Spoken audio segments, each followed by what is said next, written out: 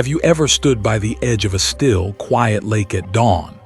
The air is crisp, the surface of the water a perfect mirror reflecting the soft hues of the sky. And then, with a single gentle touch, a small stone cast into the water, ripples begin to spread. First, just a small circle around where the stone touched.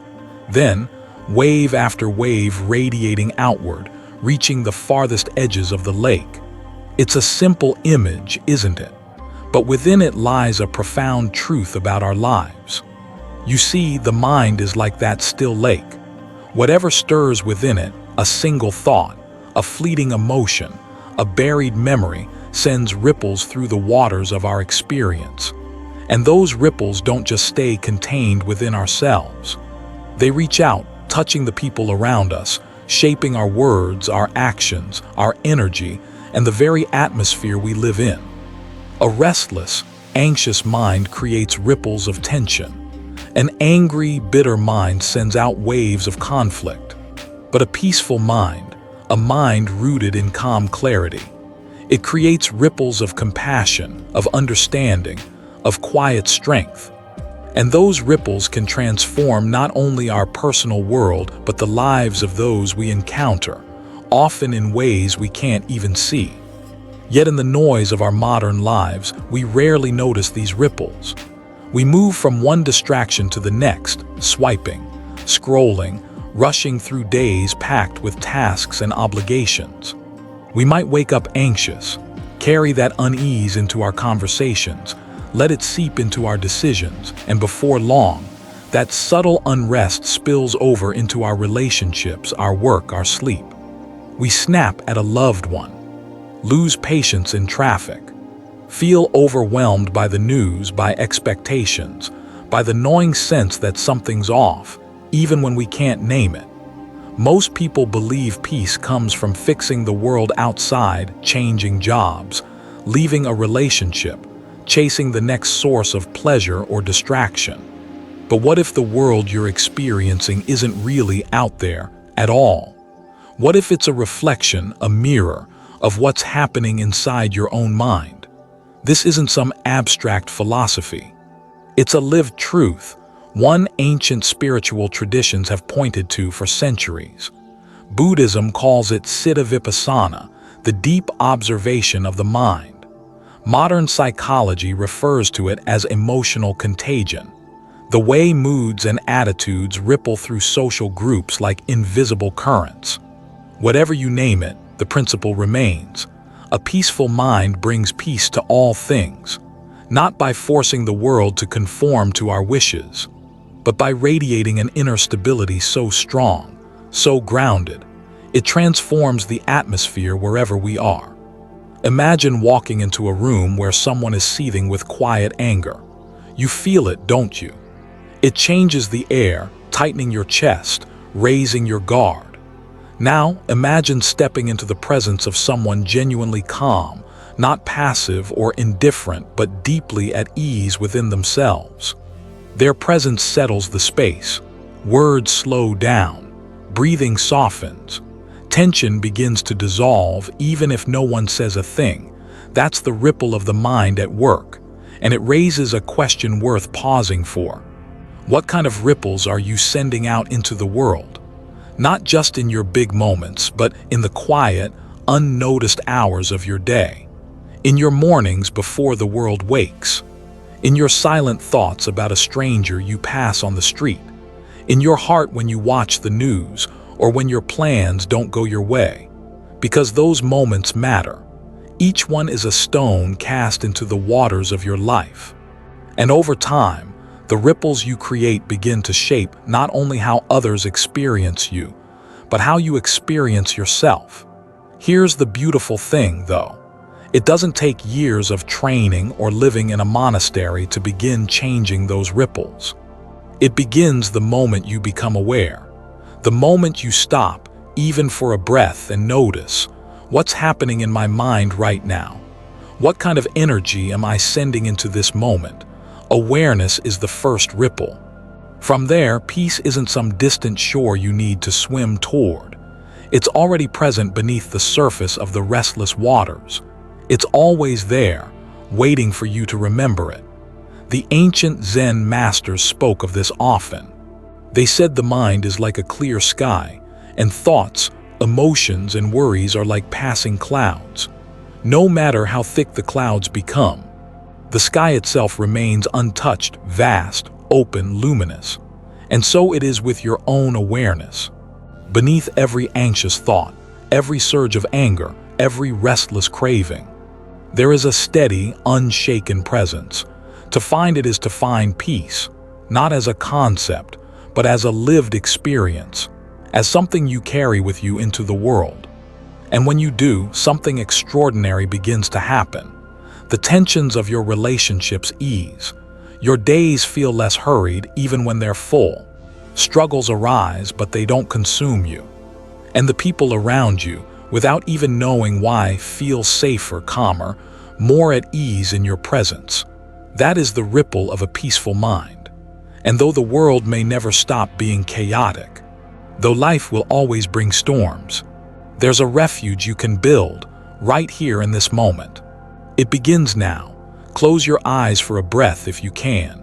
Feel the rise and fall of your chest, the subtle warmth in your hands, the quiet hum of life moving through you. And in this small, ordinary moment, remember, a peaceful mind brings peace to all things. And the journey to that peace is not about escaping life.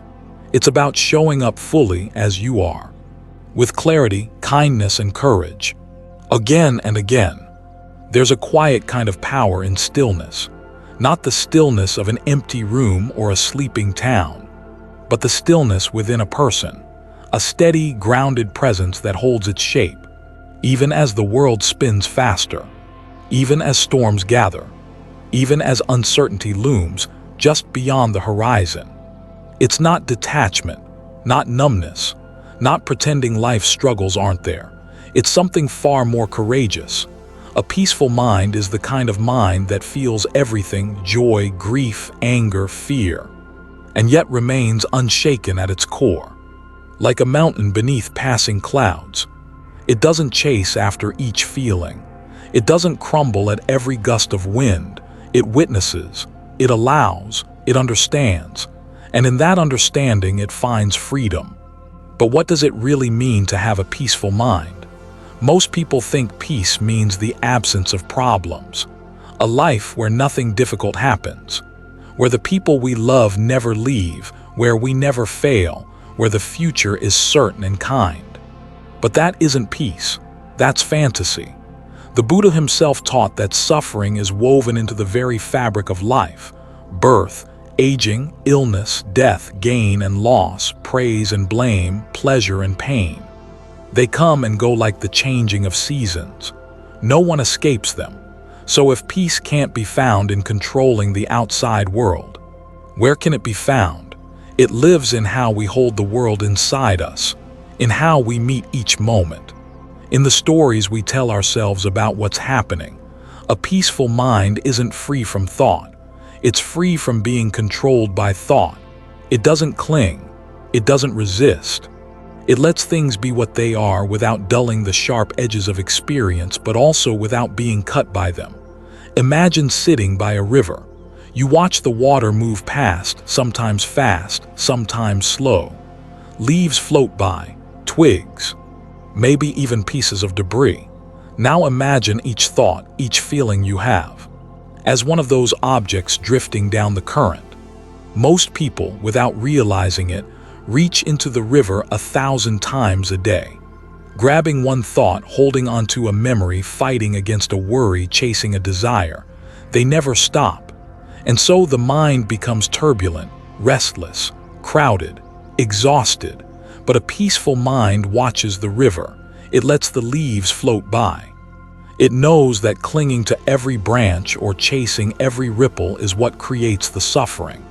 The peace isn't in stopping the river. It's in not being swept away by it. And when that happens, when we stop clinging, when we stop chasing, something remarkable reveals itself. We realize that beneath all the passing thoughts, there's a part of us untouched by their coming and going, a spaciousness, a vast, clear sky behind the weather. The Buddha called it nibbana, the unconditioned. Zen masters called it the original mind. Modern thinkers might call it pure awareness. Names don't matter. The experience does. It's the quiet you feel in a forest at dusk, the stillness in your chest when watching waves break against a shore, the soft pull in your heart when you witness an act of pure kindness.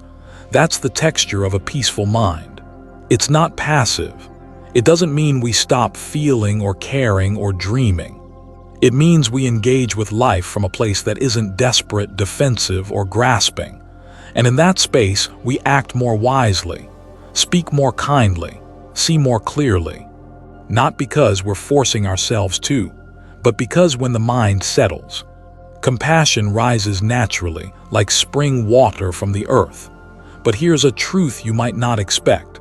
A peaceful mind isn't a permanent state. It isn't a medal you earn and keep forever. It's something you cultivate moment by moment, a practice, a relationship.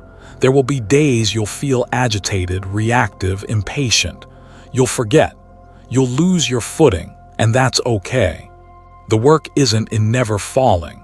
It's in how quickly you notice you've fallen, and how gently you return to yourself. In Buddhist teaching, they call this bhavana, the development, the cultivation of qualities within the mind. Just like tending a garden, peace grows through steady, quiet effort, through awareness, through letting go. So what makes up a peaceful mind? It's a mind trained in clarity, seeing things as they are, not as we wish them to be. Equanimity, remaining steady in gain and loss, pleasure and pain. Compassion, meeting both ourselves and others with softness, even when we fall short. Presence, resting in the here and now where life actually happens. It doesn't mean becoming unfeeling. It means feeling everything without being overwhelmed. And it means remembering, again and again, that peace isn't the absence of noise, it's the space within the noise, the steady center in the storm. Most people spend their lives chasing peace as a destination. I'll be at peace when I finish this project, when my health improves, when they finally understand me, when the world calms down. But those moments, when they come, are fleeting, and if peace depends on them, it will forever be out of reach. A peaceful mind lives not in conditions, but in how we meet conditions. It's not about life becoming easier. It's about becoming someone who can move through difficulty without losing the thread of their own heart.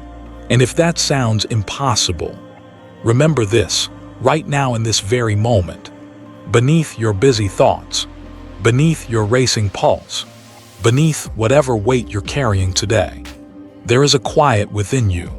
It's not something you have to create, it's already here. You simply need to notice it.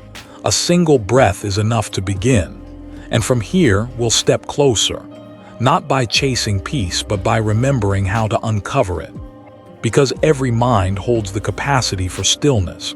And within that stillness, the whole world softens. There's a secret rhythm to this life, a pattern most people never notice, though it plays out in every relationship, every choice, every moment of joy and despair. It's this: the world you see is shaped by the mind you bring to it. The Buddha once said, "With our thoughts we make the world." A simple line, but if you truly understand it, it has the power to transform everything. Because here's the truth we so often forget: life isn't happening to you. It's happening through you. And the state of your inner world colors every corner of your experience. Picture two people standing in the exact same garden. One notices the scent of blossoms, the softness of the air, the play of light on leaves. The other sees only the weeds, the fallen branches, the dirt on their shoes. Same place, different worlds. Because what we notice, what we hold onto, what we believe about the world, gets projected outward, like a film on a screen. And if the mind is restless, bitter, fearful, it will find reasons to confirm those feelings wherever it looks. But if the mind is calm, open, steady, It will notice the small kindness, the quiet beauty, even in places others miss. This isn't just philosophy. Modern psychology calls it confirmation bias. We naturally seek out evidence that supports our current beliefs and emotional states. If you wake up believing the day will be hard, every inconvenience will feel heavier, every irritation sharper. If you believe people can't be trusted, you'll notice only the moments when they fail you. And so, without realizing it, we trap ourselves inside the walls our minds have built. But here's the miracle. If you shift your inner world even slightly, the outer world begins to change with it.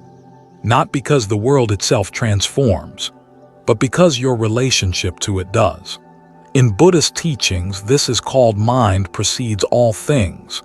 It means every word you speak, every action you take, every reaction you have, arises first in the landscape of your mind. Anger doesn't begin with what someone says. It begins with how you interpret their words. Fear isn't planted by circumstances. It's born from the stories you tell yourself about what those circumstances mean. And peace. Peace isn't a prize you're given when life behaves. It's the quality you bring to life, moment by moment. So, what does it mean to shape the outer world through the inner mind? It means understanding that how you meet each moment matters. Not just for your own peace, but for the peace of those around you. A calm person walks into a room and settles the energy without saying a word. An anxious, angry person can spark tension with a single glance. We affect each other constantly, through 1,000 small, invisible exchanges. And if your mind is filled with turbulence, the world you move through will feel hostile, chaotic, threatening. But if your mind is steady, that steadiness ripples outward. Like a stone dropped into water, people sense it. They soften around you. The world responds, not because the world itself is different, but because you are. It's not about pretending everything is fine. It's not about forcing positivity or ignoring suffering. It's about holding your ground in the storm, not being thrown by every shifting wind. And when you can do that, even imperfectly, even for a few breaths at a time, the nature of your world changes. A difficult conversation feels less threatening. A challenge feels like a lesson instead of a punishment. A setback becomes a doorway, not a wall, because you're no longer trapped inside the noise of your reactions. You're standing in the quiet place behind them. This is why inner work isn't selfish. It's the opposite. A person with a peaceful mind moves through the world like a candle in a dark room.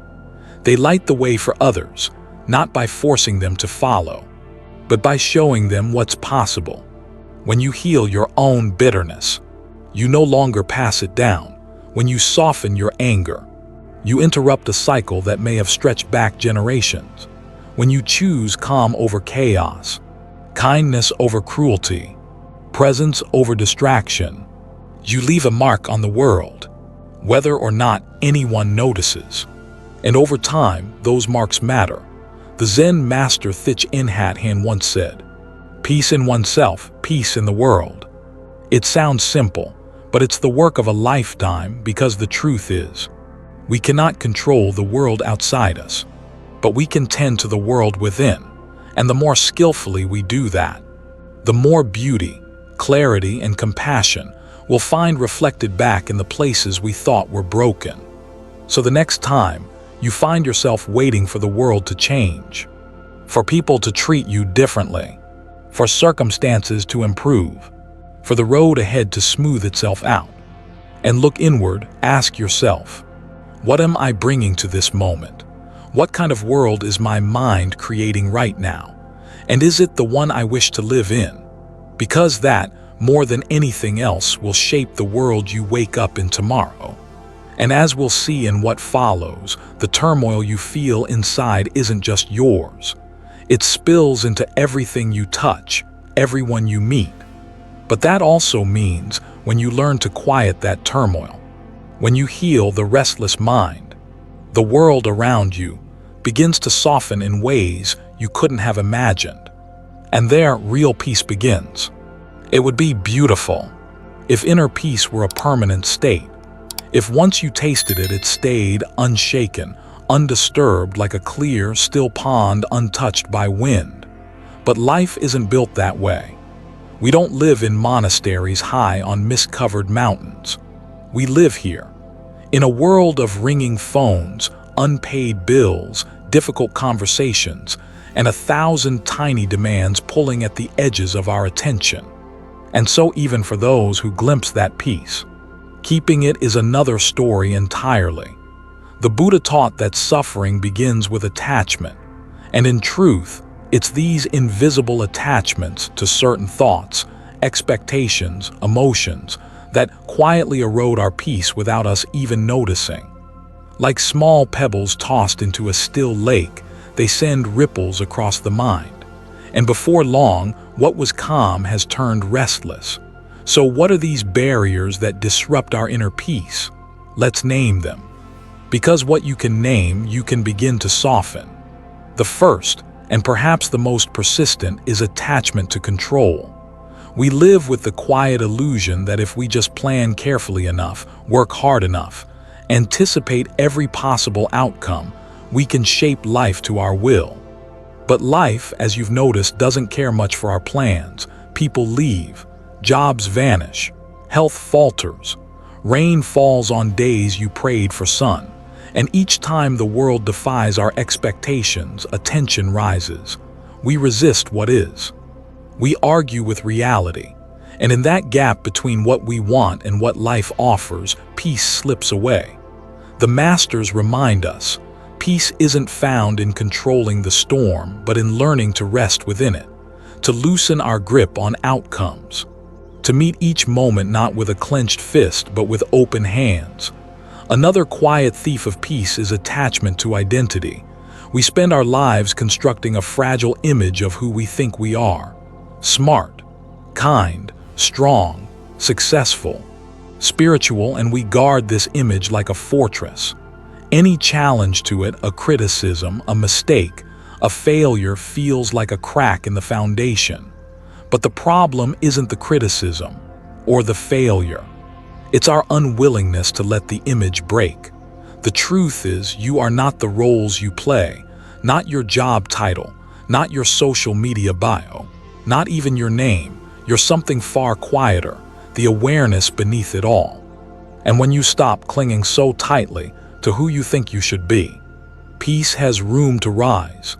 Then there's attachment to the past and future. How much of your suffering comes not from what's happening right now, but from what already happened, or what you fear might happen next? We replay old conversations, ruminate on wounds long healed in the flesh but not in the mind, or we cast our thoughts into futures we can't predict, worrying, strategizing, hoping, fearing. And in doing so, we abandon the only place peace exists, here, now, in this breath. The past cannot be changed. The future cannot be lived ahead of its time. The sages say, to carry the past and fear the future is to drink poison and expect the world to feel sweet. Let it go, not because the past didn't matter, but because it no longer belongs to you. And the future, it will arrive whether you worry or not. We must also speak of attachment to pleasure and aversion to discomfort. Modern life is built to keep us chasing the next pleasant thing, the next dopamine hit, the next like, the next purchase, the next praise, the next escape. And yet, the more we chase pleasure, the more enslaved we become to it, because nothing stays pleasurable forever. A new phone becomes old, a compliment fades, a beautiful sunset gives way to night. And when discomfort inevitably arrives, as it always does, we resist it with all our strength. But peace doesn't come from constant comfort. It comes from learning to rest in both pleasure and discomfort alike, to savor the sweet without clinging, and to endure the bitter without fear. As the old Zen saying goes, let everything happen to you, beauty and terror, just keep going, no feeling is final. Lastly, there's attachment to stories.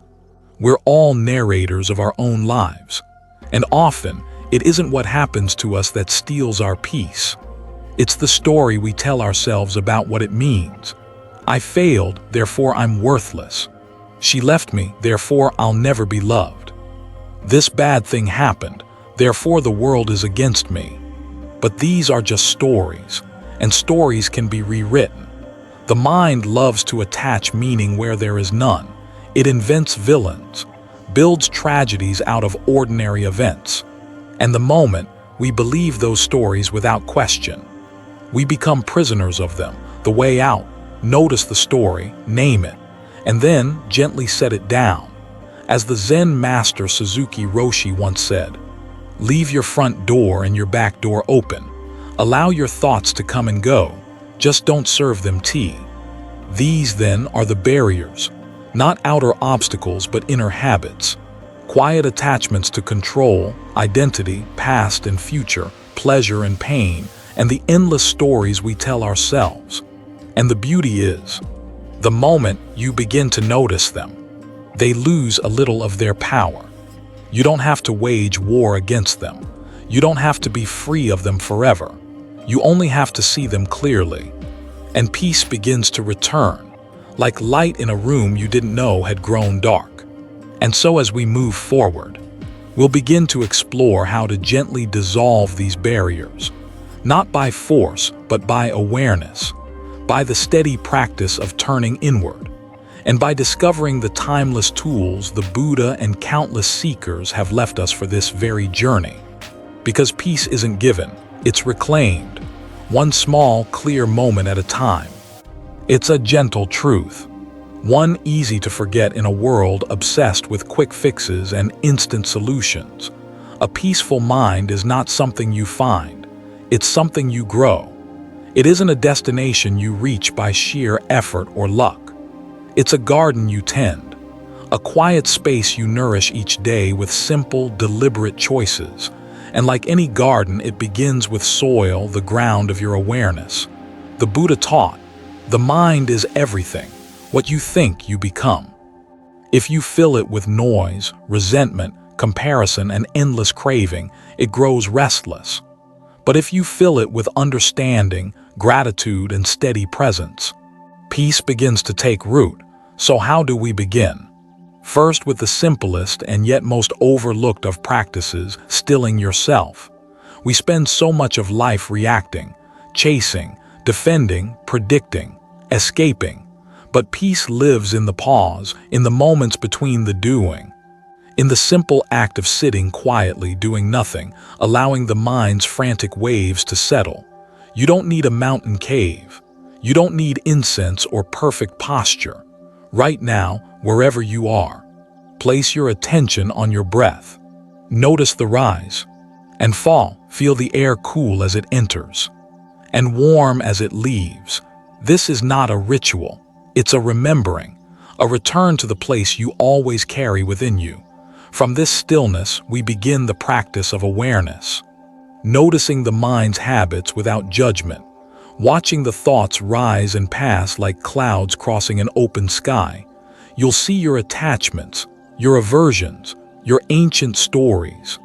And rather than pushing them away or clinging to them, you learn to say, ah, there you are. The Master Thich Nhat Hanh called this embracing your inner child with kindness. Not to silence or scold, but to simply hold each thought, each feeling, like a tender parent cradling a restless child. Peace comes not by force but by intimacy with your own mind. And then we cultivate gratitude. A restless mind is a dissatisfied one. It constantly hungers for what it does not have, while overlooking what is already here. The practice is simple.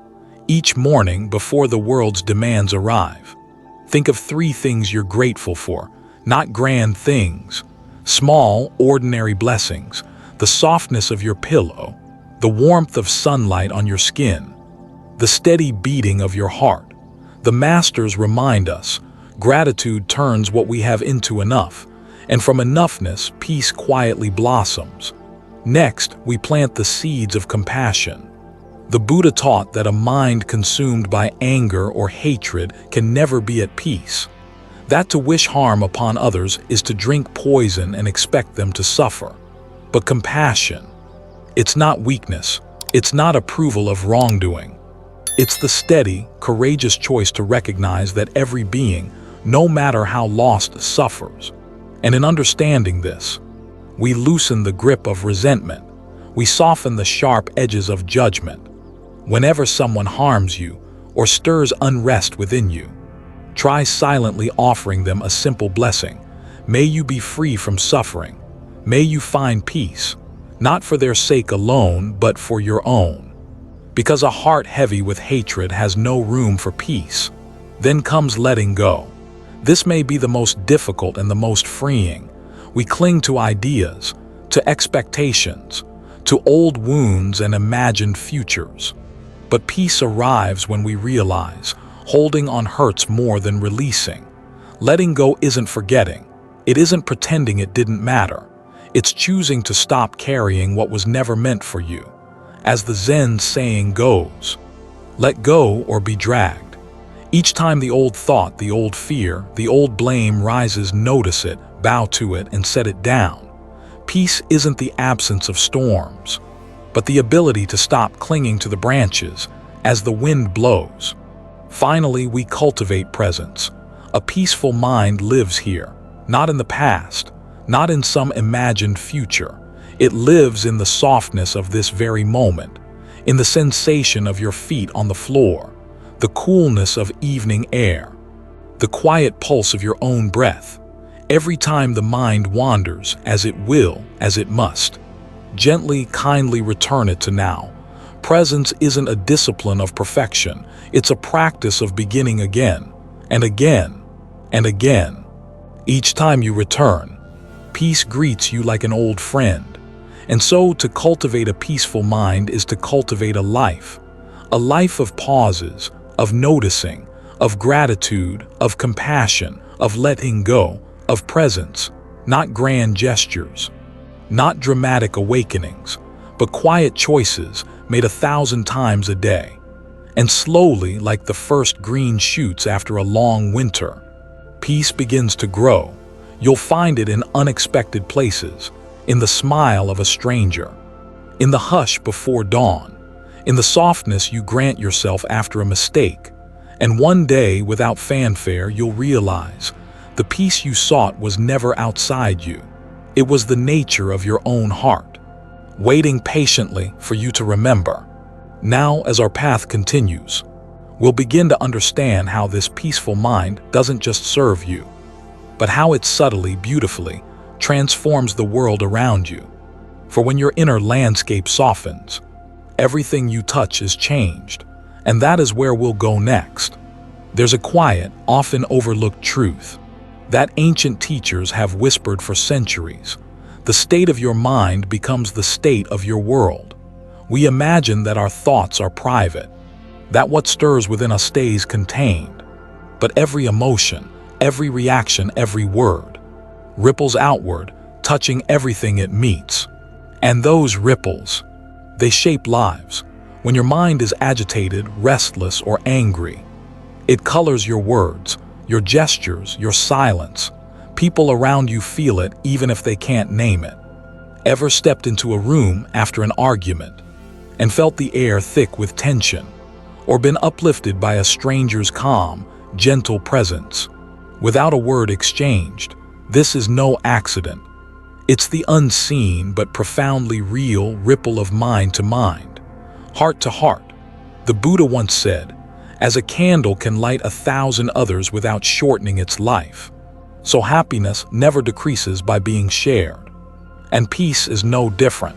When you begin cultivating peace within, that stillness becomes a refuge, not only for you, but for everyone you meet. You might not notice it at first. It starts in small, almost imperceptible ways. A friend feels safer confiding in you. A colleague seems calmer in your presence. The tense air in a room softens when you enter, because you're no longer adding your restless energy to it. You smile more easily. You pause before reacting. You listen not just to respond, but to understand. And in those simple, ordinary moments, the world subtly shifts. It's easy to underestimate the power of this. Modern life convinces us that change requires grand gestures, movements, revolutions. But history and wisdom traditions alike remind us the greatest revolutions begin inside. One peaceful mind in a family can break generations of conflict. One person refusing to feed anger can halt 1,000 arguments. One steady heart can anchor a storm of chaos. And this is not poetic sentiment, it's observable truth. Neuroscience now confirms what ancient monks intuited, that human beings co-regulate emotionally. Our nervous systems attune to those around us. Calm breeds calm. Anxiety breeds anxiety. You felt this. You know it in your bones. When you radiate peace, you become like a still pond, reflecting the sky as it is, offering others a moment of rest from their own storms. And though you cannot control the world's chaos, you no longer have to carry it inside. A peaceful mind doesn't mean life stops being difficult. It means you stop being so easily disturbed. And when you stop being disturbed, you stop disturbing others. The ripple widens.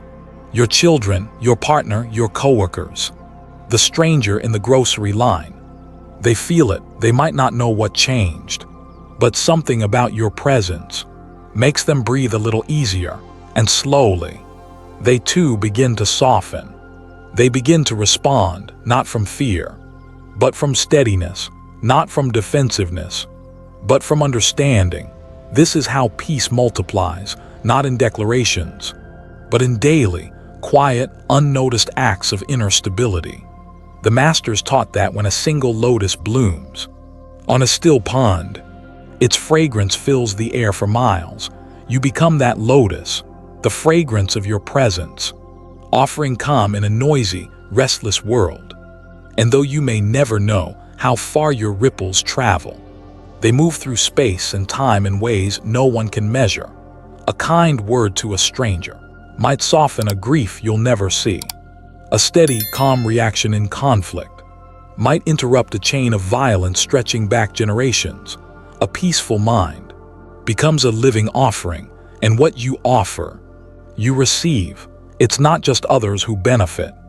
As you extend peace outward, the world becomes less threatening, less heavy, because when you stop expecting conflict, you find less of it. When you stop contributing to the noise, the quiet begins to rise. This is why Zen masters often remind students, before you try to change the world, first tidy your mind. For a mind in turmoil sees only turmoil, but a mind at peace finds beauty in unexpected places. The miracle is this: the world you see reflects the mind you carry. And when peace takes root within you, it colors your vision. What once seemed irritating becomes trivial. What once felt like personal attacks are revealed as other people's suffering leaking out. And rather than reacting, you begin to respond with wisdom, with care, with humor. And that response is the seed of transformation, not just for you, but for everyone you meet. So if you've ever wondered whether your quiet practice matters, whether your small acts of inner discipline ripple outward, remember this: the softest drop shapes the largest stone, if it falls steadily enough. Each moment you choose calm over fury, understanding over blame, presence over distraction, you reshape the invisible web that connects us all. And those who come after you will walk easier paths, because you cleared the thorns. This is the ripple effect of a peaceful mind. Not dramatic, not always visible, but unstoppable. And it begins here now with you. And as we near the end of our journey, we'll reflect on where all this leads, on how the inner peace we cultivate and the ripples we send ultimately shape the life we live and the legacy we leave. That's where our final chapter will carry us. And so we arrive here at the quiet ending, which in truth is no ending at all, because what we've explored together, this search for a peaceful mind, the ripples it sends through the world, the silent revolutions born in the heart, they don't conclude when the words stop. They begin right now, in you.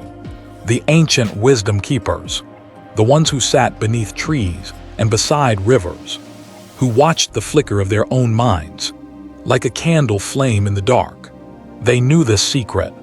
The world outside can roar like a storm, but if your heart is still, you are untouched, and from that stillness, you become a sanctuary for others, a rare, precious refuge. In a restless world, you might have believed that peace was something you'd find one day in a quiet place, when the demands of life grew softer, when people were kinder, when circumstances aligned. But now you see it, peace is not a place, it's a practice, a way of walking through the world, a way of seeing, a way of being. It is the choice you make. Each time you meet the difficult, each time you face the unknown, each time you feel the surge of emotion, and decide to stay present. And no one can make this choice for you. No teacher, no philosophy, no book or ancient verse can give you what you must claim for yourself, but they can remind you, and perhaps that's what these words have done. Reminded you of what you already knew. Deep down in that quiet part of you, you sometimes forget to visit, that the mind is not your enemy, it is your garden, and those storms will come, and they always will. You can tend the soil, pull the weeds, choose what you water, choose what you leave to wither, and in time, what grows inside you will reshape the way you touch this world. Remember, even one calm presence in a world of noise can change the atmosphere of a room. Even one clear mind can see solutions where others see obstacles. Even one steady heart can keep others from drowning when the waves rise, and that one can be you, not when you're perfect, not when you've silenced every restless thought, but when you simply return, again and again, to the awareness that peace lives here, now, within you. The masters of old spoke often of beginnings, because in every moment, no matter how many times you've stumbled, you begin again. And perhaps the only real question worth carrying with you is this: what kind of ripple will I send today? Because it won't just shape your day. It won't just shape your relationships. It won't just shape your future. It will shape the collective fabric of this human story we are all writing together. And so, if you've ever felt small, if you've ever believed your presence didn't matter, let this be your reminder: a peaceful mind is never insignificant. It is a quiet, sacred rebellion against the noise, a silent offering to a world in need. And no one else can live your story. No one else can offer your particular kind of peace. The world isn't waiting for another guru, another celebrity, another loud voice shouting for attention. It's waiting for one more ordinary, flawed, beautiful soul who chooses to meet life with a steady heart, who chooses to begin again and again and again. So when you close your eyes tonight, when the world grows quiet and it's just you with your thoughts, remember the ripple you are, not because you spoke the loudest, not because you solved every problem, but because in a moment, when you could have added more noise, you chose peace, and that makes all the difference. Thank you for walking this path with me. May your mind be clear, may your heart be light, and may your presence be a quiet blessing to all you meet, because in the end, the journey doesn't begin out there, it begins within.